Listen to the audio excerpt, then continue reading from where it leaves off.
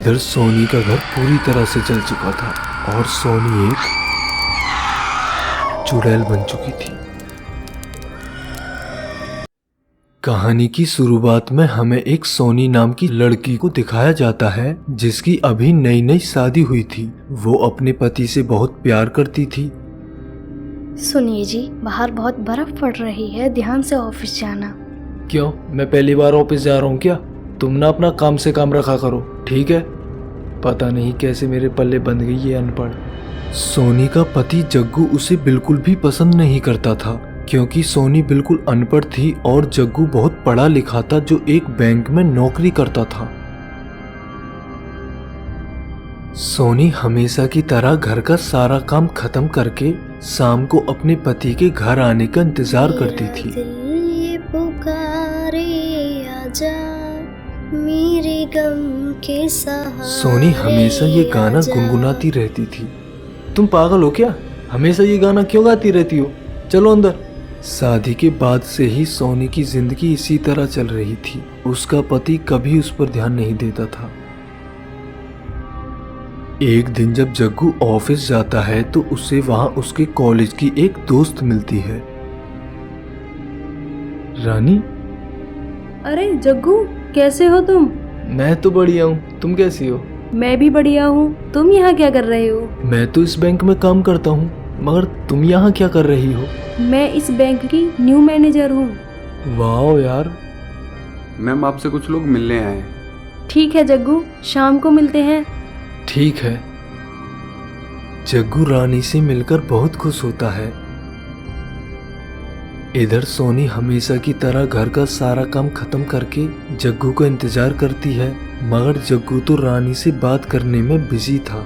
जग्गू यार, तुम कॉलेज में सबसे होशियार थे। हम सबको लगता था कि तुम लाइफ में कुछ बड़ा करोगे, मगर तुम यहाँ इस मामूली सी नौकरी में जिंदगी काट रहे हो। क्या करूँ रानी, कॉलेज खत्म होते ही घर वालों ने एक अनपढ़ लड़की से शादी करा दी।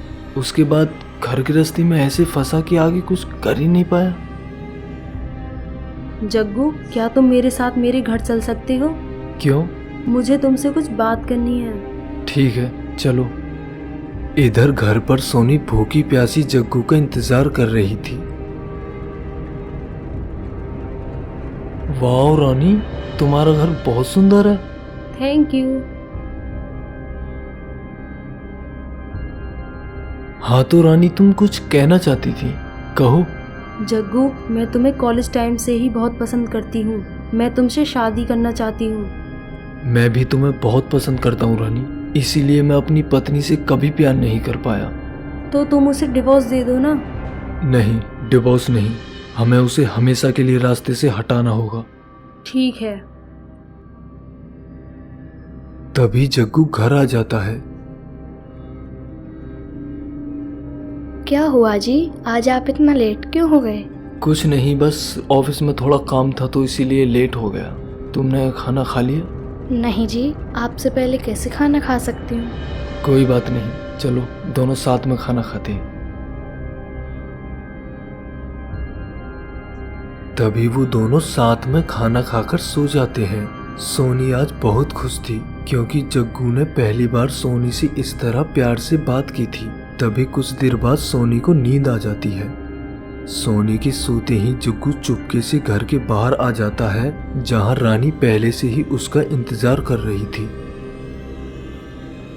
ये लो जग्गू पेट्रोल, और लगा दो आग अपने घर को। जग्गू बिना कुछ सोचे अपने घर को आग लगा देता है और रानी के साथ वहां से चला जाता है।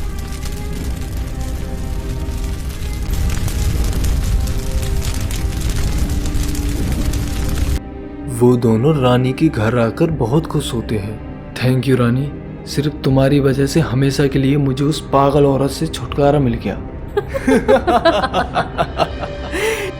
इधर सोनी का घर पूरी तरह से जल चुका था और सोनी एक चुड़ैल बन चुकी थी।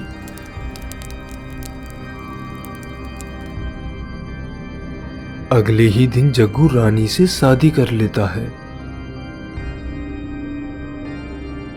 जग्गू और रानी जब शादी करके घर वापस आ रहे थे तो तभी वहां सोनी की आत्मा उन्हें देख लेती है और उनका पीछा करने लगती है।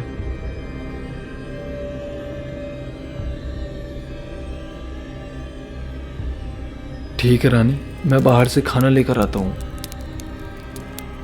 जग्गू खाना लेने के लिए बाहर चला जाता है। तभी सोनी की आत्मा रानी के शरीर पर कब्जा कर लेती है।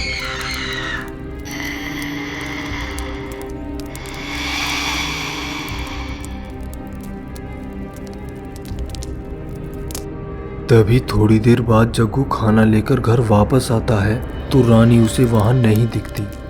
रानी, रानी। तभी जग्गू रानी को आवाज देने लगता है तो उसे बाहर से एक गाने की आवाज आने लगती है।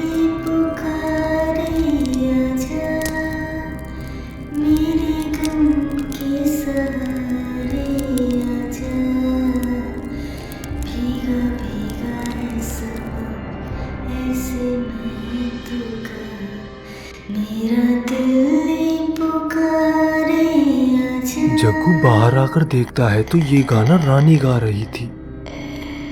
तुझसे मैं रह के बता क्या करूं, सुना सुना है जहां, अब जाऊं मैं कहां, बस इतना मुझे समझा जा, मेरा भीगा है समा।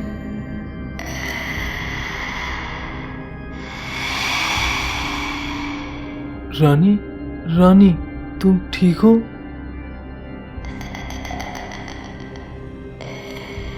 क्यों जी, आपने मेरे साथ ऐसा क्यों किया?